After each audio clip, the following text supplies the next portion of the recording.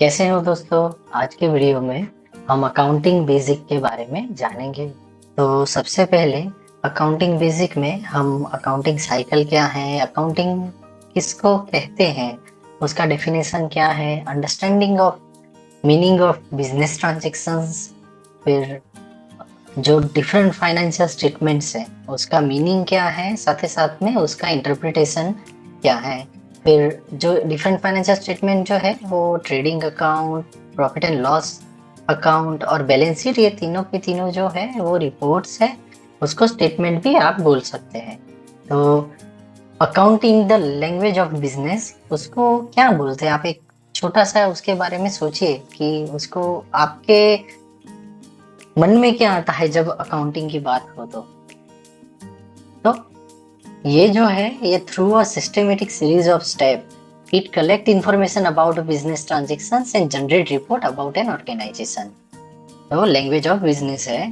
तो अभी मैंने जैसे ही ये डेफिनेशन बताया तो बहुत सारे क्वेश्चन जो है अपने दिमाग में आते हैं, क्योंकि बहुत सारी जैसे जार्गन या इंग्लिश लैंग्वेज में चीजें बताएं तो समझ नहीं आता है। तो what do you mean by accounting, accounting से क्या कहना क्या चाहते हैं। फिर what is the accounting cycle, accounting cycle तो बोला पर साइकिल है क्या, ये चलाने वाली दो पहिए वाली साइकिल है या कौन सी साइकिल है। तो वो सिस्टमेटिक सीरीज ऑफ स्टेप्स क्या है। फिर what do you mean by business transactions, अपने बिजनेस ट्रांजैक्शंस क्या है। फिर रिपोर्ट्स, रिपोर्ट्स तो अपने मेडिकल में आते हैं, चेकअप कराओ ब्लड के रिपोर्ट या वैसे, पर ये कौन से वाले रिपोर्ट है, which get generated for any organization, ये बिजनेस की रिपोर्ट है, ये हेल्थ की रिपोर्ट नहीं है। तो वो भी हम चेक करेंगे। और ये जो है ना, ये पूरा का पूरा कॉन्सेप्चुअल लर्निंग जो है, मैं एक बिजनेस सिनारियो या फिर एक एग्जांपल लेके आपको समझाने वाला हूँ। ऐसा नहीं है कि बुक में जो डेफिनेशन दे दिया वैसा का वैसा मैं आपको फिर से पढ़ लूँ। ये आपको थोड़ा ध्यान से समझना है कि क्योंकि जैसे ही 3 सेशन खत्म होंगे तो टैली पे हम आ जाएंगे, फिर टैली पे ही सारी चीजें होने वाली है। तो before getting into the tally, ये वाला पार्ट जो है वो कहीं ना कहीं बहुत ही बेसिक और कॉन्सेप्चुअल वाला पार्ट क्लियर करना अनिवार्य है, जरूरी है। और ये सेशन अगर आपने देखा तो कौन कौन सी चीजें आप समझेंगे, तो ये 3 चीजें आज के सेशन में आप समझेंगे। और यहाँ पर एक केस स्टडी है जिसमें मिस्टर जय जो है वो स्टारलिट इन्फोटेक कंपनी के ऑनर है, और वो जो है वो आईटी हार्डवेयर सॉफ्टवेयर प्रोडक्ट्स में काम करते हैं, मतलब लैपटॉप बेचना, मोबाइल लैपटॉप, फिर पेन ड्राइव या फिर माउस, वो सब बेचते हैं। और मिस्टर जय जो है ही हैज इन्वेस्टेड, उन्होंने अपने खुद के पैसे 20 लाख रुपए लगाए हैं कंपनी को चलाने के लिए। अभी 1 महीना हो गया, वो 20 लाख रुपए लगाने के बाद 1 महीना हो गया, तो he wants to know how much money the company has earn, उनको वो जानना है कि कितना पैसा कंपनी ने कमाया। He want to know if the money the which he has invested is still there, उन्होंने जो पैसे इन्वेस्ट किए थे वो अभी बिजनेस में है या वो लॉस हो गया।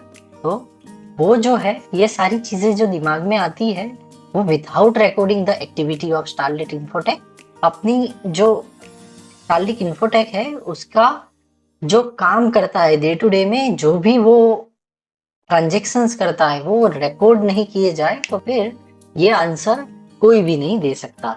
तो ये जो है ये अगर वो अपन को जानना हो तो ये इजीली पता लग सकता है जो रिकॉर्ड सारा किया गया हो। तो वो रिकॉर्ड जो है वो कैसे कर सकते हैं उसके बारे में भी आगे देखेंगे। तो ट्रांजेक्शन क्या है, तो इफ भी मान लो ट्रांजेक्शन का एक बेसिक एग्जांपल यहाँ पर मैं बताता हूँ कि जैसे ही जय भाई ने 20 लाख रुपए इन्वेस्ट किए थे, उसमें से if we used 1 lakh out of 20 lakh for buying laptops and paying bills, then we would have left with cash of 19 lakhs। तो यहाँ पर एक ट्रांजेक्शन है 1 लाख रुपए का। 1 लाख रुपए का मैंने रॉ मटेरियल परचेस किया, खुद का दुकान का माल परचेस किया, तो अभी कितना बचेगा, 19 लाख बचेगा। और उसके अगेंस्ट में मान लो जो माल परचेस किया था उसमें से 50,000 का प्रोडक्ट मैंने बेच दिया, तो अपने पास कैश कितना बचेगा, 19,50,000। ये तो सिर्फ मैंने 2 ट्रांज़ैक्शन बताए और बोलते-बोलते दिमाग में मैंने वो कैलकुलेशन भी किया। पर मान लो कि कोई बिज़नेस है, उसके हज़ारों ट्रांज़ैक्शंस है, दिन के 500 ट्रांज़ैक्शंस है। इन दैट सिनेरियो ऐसा कैलकुलेशन करना संभव है क्या? बिल्कुल भी नहीं। और ये how much income did we make, how much do we owe to suppliers, ये सारे क्वेश्चंस हैं। We will get into this later on, जहां पर हम डिटेल में ये क्या है कैसे है वो सब देखेंगे। पर ऐसे बहुत सारे क्वेश्चंस अकाउंट जो मैनेज करते हैं या ऑनर जो होते हैं उनके दिमाग में आते हैं। तो ऐसे ही कुछ एग्जाम्पल आपको भी समझने जरूरी है। जब भी आप मान लो कोई अकाउंटिंग का इंटरव्यू देने जाते हैं या फिर खुद का बिजनेस मैनेज कर रहे हैं, तो थोड़े क्वेश्चंस अपने दिमाग में होने चाहिए। और वो क्वेश्चंस जो है वो आपको जिज्ञासा आपके दिमाग में क्रिएट करते हैं और वही क्वेश्चंस इंटरव्यू में भी पूछे जाते हैं। तो what information would owners of each of this business wants to know, ये जो कौन ये सिनेमा हॉल का कोई ओनर है या फिर ग्रोसरी शॉप कोई चला रहा है, हॉस्पिटल का ओनर है, तो वो कौन कौन सी इंफॉर्मेशन जानना चाहते हैं डे टू डे बेसिस में उनको अपने बिजनेस के बारे में। तो इसको समझने के लिए मैं यहाँ पर 3 एग्जाम्पल लूंगा। पहला एग्जाम्पल है सिनेमा हॉल्स। तो उसका ओनर जो है वो जानना चाहता है कि मेरी कितनी टिकटें बिकी और कितने पैसे में बिकी। इससे क्या पता चल सकता है? रेवेन्यू पता चल सकता है। How much amount needs to be paid to distributor of the film, यहाँ पर raw material distributor of the film जो फिल्म प्रोड्यूसर है वो है, उसको कितना पैसा देना है। How much are the expense for managing the cinema hall, ये जो एसी है, लाइट है, पंखे है, सब कुछ मैनेज करने में कितना पैसा लग रहा है। और जो स्टाफ है उसको कितनी सैलरी वो पे कर रहे हैं। ये सारे क्वेश्चंस दिमाग में आने चाहिए एज अ अकाउंटिंग पर्सन और एज अ ओनर।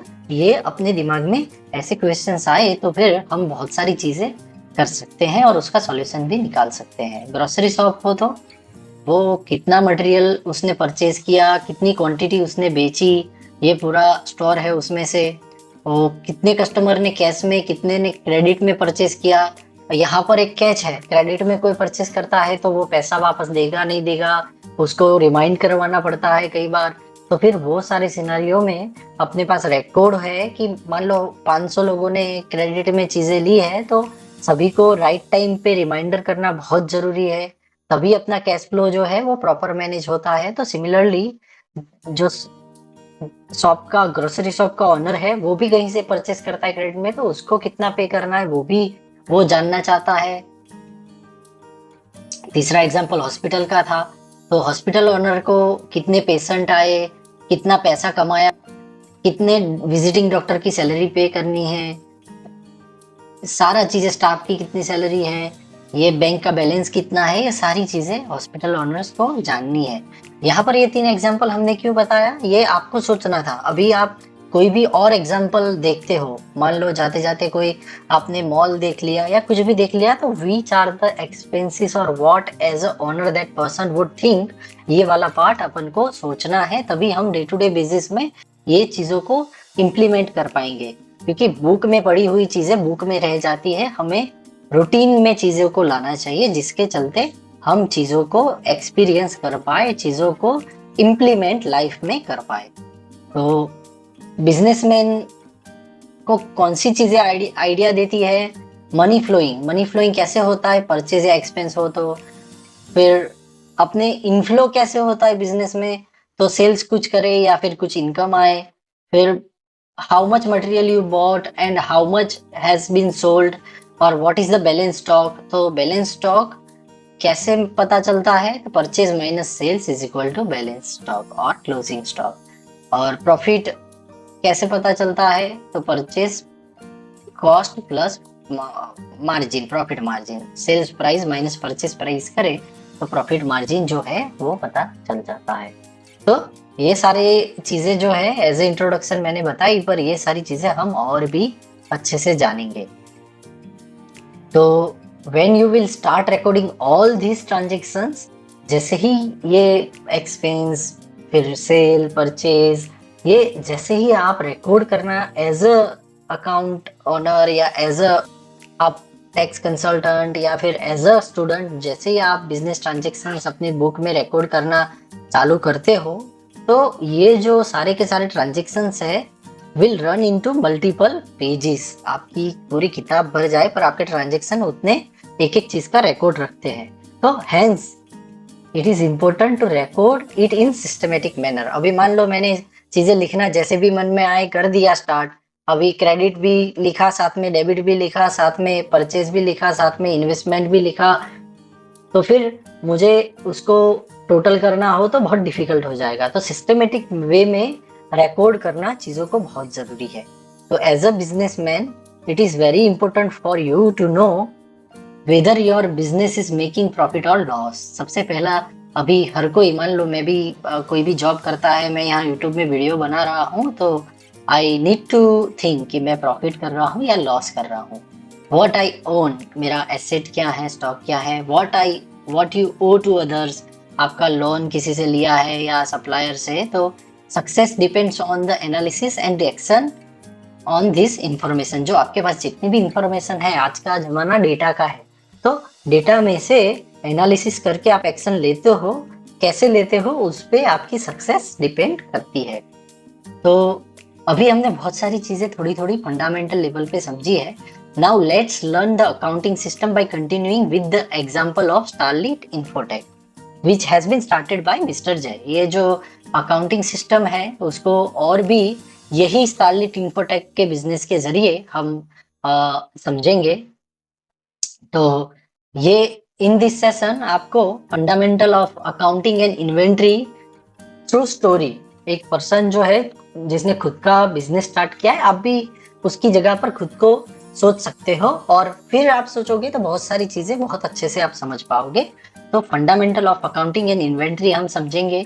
तो अकाउंटिंग का बेसिक क्या है, तो जय जो है, मिस्टर जय जो है, in order to make his business successful, उनको खुद सक्सेसफुली प्रॉफिटेबल बिजनेस रन करने के लिए he must keep close eye on, उनका नजर जो है ये how much money he is making, पैसा कितना बना रहे हैं उस पे उनकी नजर होनी चाहिए।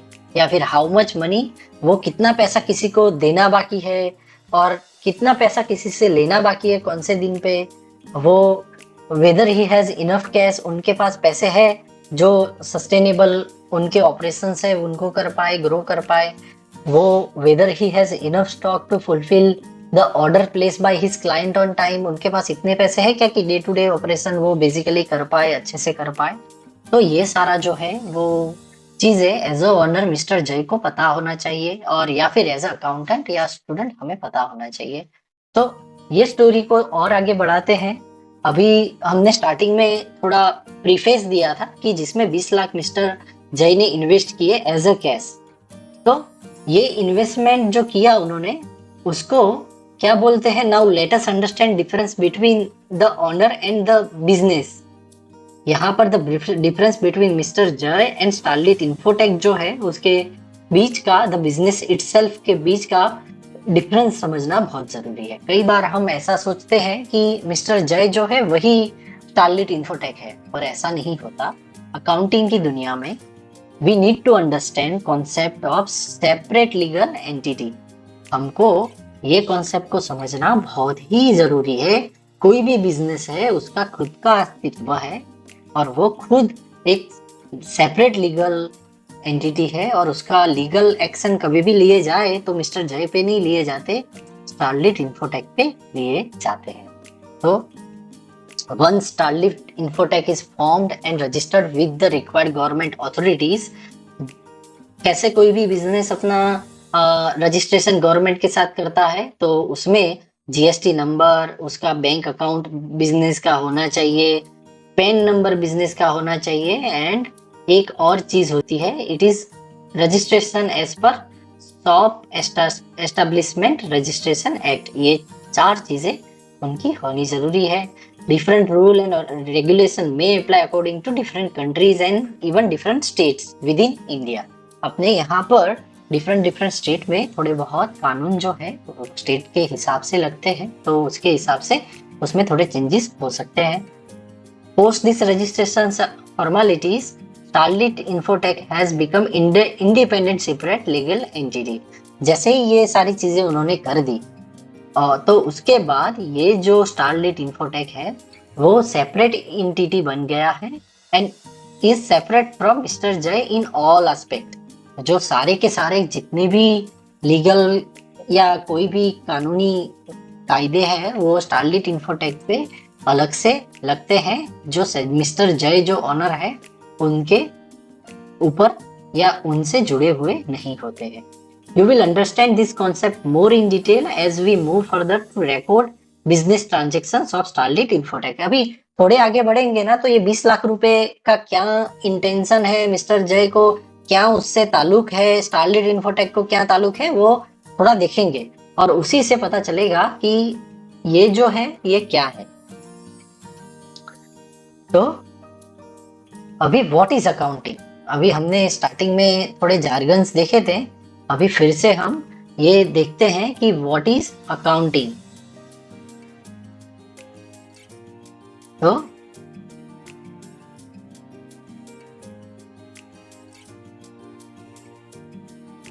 Accounting is a means through which information about business entity is communicated, जिसके थ्रू इंफॉर्मेशन जो है वो पता लगती है कोई भी बिजनेस की और उसका कम्युनिकेशन होता है। Accounting means recording, classifying and summarizing the day to day business transactions in a systematic manner and interpreting the result of thereof. એટલે उसका मीनिंग ये है कि रिकॉर्डिंग जो है वो पूरा का पूरा करना है, समराइजेशन है और उसके बाद सिस्टमेटिक मैनर में है, तो दैट मीन्स अकाउंटिंग। अभी रिकॉर्डिंग का क्या मीनिंग है, राइटिंग डाउन और keeping record of your business transactions. आपका जितना भी जो भी खर्चा होता है, कमानी होती है, वो सब रिकॉर्ड रखना होता है। क्लासिफिकेशन, तो क्लासिफिकेशन क्या होता है, involve grouping similar item that have been recorded. एक तरीके की चीजें एक साथ हो, दूसरे तरीके की चीजें दूसरी बाजू हो, उसको क्लासिफाइंग बोलते हैं। Summarizing, once the transactions are classified, ये जैसे रिकॉर्डिंग एंड क्लासिफिकेशन खत्म हो गया उसके बाद the information get summarized into report which we call as a financial statement. जैसे ही उसका हमने समराइजेशन किया तो अपन को उसका फाइनेंशियल स्टेटमेंट मिलना स्टार्ट हो जाता है। और interpreting results, the amount and the other data in financial report have meanings and that are useful to user। अभी जैसे ही ये चीजें हो गई तो उससे पता लगता है कि कितने परसेंट से प्रॉफिट कर रहे हैं, कितना प्रॉफिट कर रहे हैं, कहाँ पर कौन सी चीजें करनी जरूरी है, तो that is interpretation of financial statement. Tracking Starlit Infotech's business transaction is important as it helps Mr. Jay to understand where the money is flowing into and out of business। यहाँ पर Starlit Infotech को transaction को समझना mister जय को बहुत जरूरी है, क्योंकि कहाँ से पैसा आया और कहाँ जा रहा है वो पता चलता है। Recording transaction systematically and accurately, ये चीजें जो है वो मिस्टर जय को करनी बहुत जरूरी है और जैसे ही वो करते हैं तो वो अपना बिजनेस जो है मैनेज भी कर पाते हैं और ग्रो भी कर पाते हैं। तो व्हाट इज ट्रांजेक्शन, अभी भी दिमाग में क्वेश्चन उठ रहा है, व्हाट इज ट्रांजेक्शन। तो let me give you example of the transaction for the starlit, ये जो कंपनी है उसके लिए मैं एक एग्जांपल आपको देता हूँ। तो यहाँ पर जो स्टारलिट इन्फोटेक है वो कौन सी चीजें रिकॉर्ड करेगी और क्या करेगी, तो Jai will start his business by putting some of his own personal money. जो 20 लाख रुपए खुद के डाले वो डालेंगे तो ही बिजनेस, कोई भी बिजनेस स्टार्ट हो पाता है। और स्टारलिट इन्फोटेक नीड्स पैसे, क्यों पैसे चाहिए, टू बाय डिलीवरी व्हीकल या फिर buy raw material, to buy shop, to buy all the other amenities जो उनको बिजनेस को चलाने के लिए चाहिए।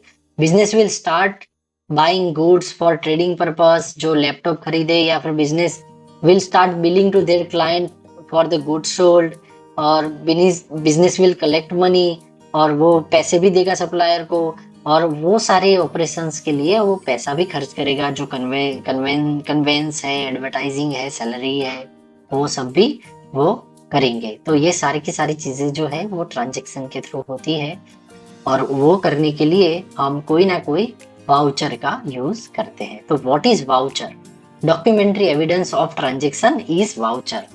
Documentary evidence of transaction is voucher. Voucher के टाइप कौन कौन से हैं? सेल्स वाउचर्स, सेल्स इनवॉइस जो है सेल्स होता है, परचेज इनवॉइस परचेज के थ्रू होता है, डेबिट नोट परचेज रिटर्न्स होता है, क्रेडिट नोट सेल्स रिटर्न होता है।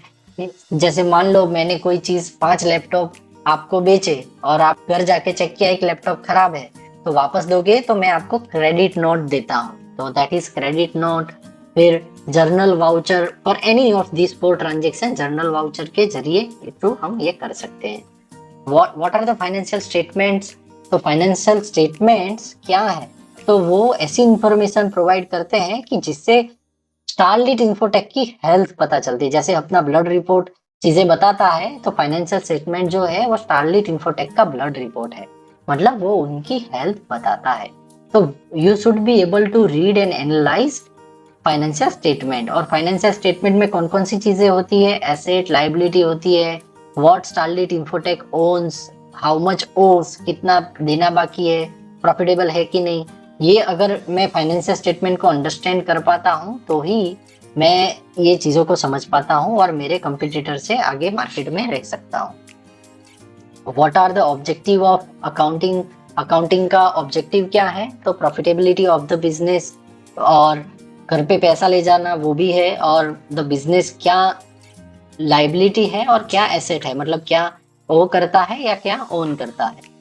तो ये जो है ये सारी चीजें जो है वो कहाँ से पता लग सकती है? तो ट्रेडिंग अकाउंट या फिर प्रॉफिट एंड लॉस जो अपना स्टेटमेंट है उसके थ्रू हम प्रॉफिटेबिलिटी कोई भी बिजनेस की जान सकते हैं। और एसेट और लाइबिलिटी की इंफॉर्मेशन कहाँ से पता चलती है? तो वो बैलेंस शीट के थ्रू पता चलती है। तो these are referred as financial statements. ये दोनों स्टेटमेंट जो है वो थोड़े डिटेल में हम अभी देखेंगे और समझेंगे। तो ये उसको समझने से पहले मान लो हम मैन्युअल अकाउंटिंग साइकिल क्या होती है या अकाउंटिंग साइकिल क्या है वो हम एक बार देखते हैं। तो सबसे पहले तो अकाउंटिंग करने से पहले ट्रांजैक्शन को आइडेंटिफाई करना पड़ता है, उसको रिकॉर्ड करना पड़ता है, फिर पोस्ट लेजर एंट्रीज होती है, ट्रायल बैलेंस उसमें से बनता है, प्रॉफिट एंड लॉस उसमें से बनता है और बैलेंस शीट बनती है। तो ये पूरा का पूरा अकाउंटिंग साइकिल है जो कोई भी बिजनेस को एनी पॉइंट ऑफ टाइम वो मैनेज करना जरूरी है। अभी आपको थोड़ा कंफ्यूजन या थोड़ा आपको ये समझना हो कि अकाउंटिंग साइकिल क्या है, तो सिंपली ये अगर आप टैली यूज कर रहे हैं तो सारी चीजें ये जो मैंने अभी तक बताई वो ऑटोमेटिक हैंडल हो जाती है। तो you need to enter just transactions and rest of the thing would be taken care by Tally. तो ये जो चीजें हैं वो हम अभी गोइंग फॉरवर्ड टैली में देखेंगे। तो आज के सेशन में हमने कौन कौन सी चीजें देखी? तो introduction to the fundamental of accounting, जिसमें अकाउंटिंग क्या है, ट्रांजैक्शन क्या है, फाइनेंशियल स्टेटमेंट को एनालाइज करना क्या है, और 2 फाइनेंशियल स्टेटमेंट जो अपना प्रॉफिट एंड लॉस अकाउंट और बैलेंस शीट जो है उसको हमने देखा। मतलब उसका डिटेल में अभी गोइंग फॉरवर्ड मैं आपको बताने वाला हूँ। प्रॉफिट एंड लॉस जो अकाउंट है उसको इनकम स्टेटमेंट भी बोलते हैं। So thank you so much. We will check other topics in later sessions. So thank you.